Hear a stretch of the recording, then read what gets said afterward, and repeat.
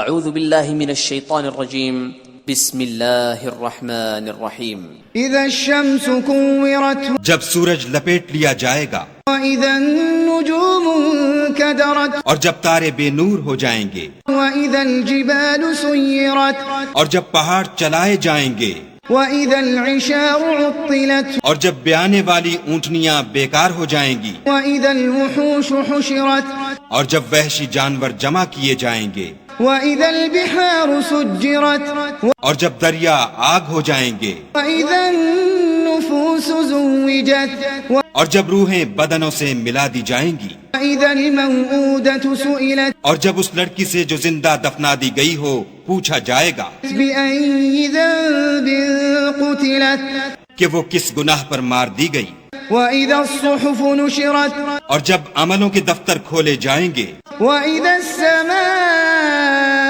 كشطت اور جب آسمان کی کھال کھینچ لی جائے گی، وإذا الجحيم سعرت اور جب دوزخ کی آگ بھڑکائی جائے گی، وإذا الجنة أزلفت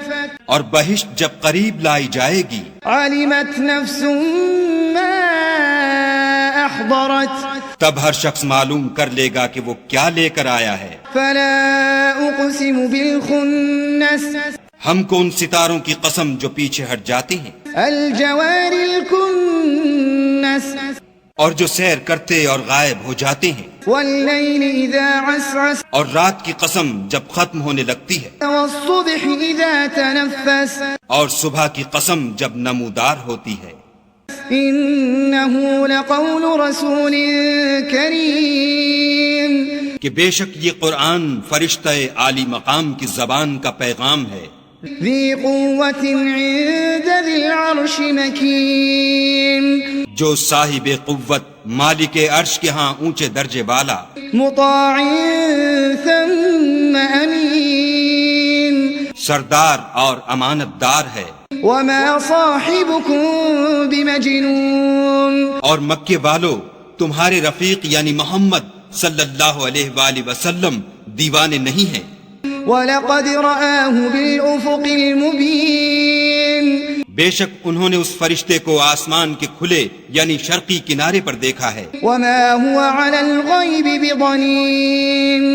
اور وہ پوشیدہ باتوں کے ظاہر کرنے میں بخیل نہیں، وما هو بقول الشيطان الرجيم اور یہ شیطان مردود کا کلام نہیں۔ فأين تذهبون پھر تم کدھر جا رہے ہو؟ إن هو إلا ذكر للعالمين یہ تو جہان کے لوگوں کے لیے نصیحت ہے، لمن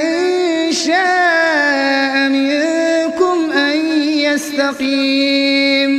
یعنی اس کے لیے جو تم میں سے سیدھی چال چلنا چاہے۔ وما تشاءون إلا أن يشاء الله رب العالمين اور تم کچھ بھی نہیں چاہ سکتے مگر وہی جو خدائے رب العالمین چاہے۔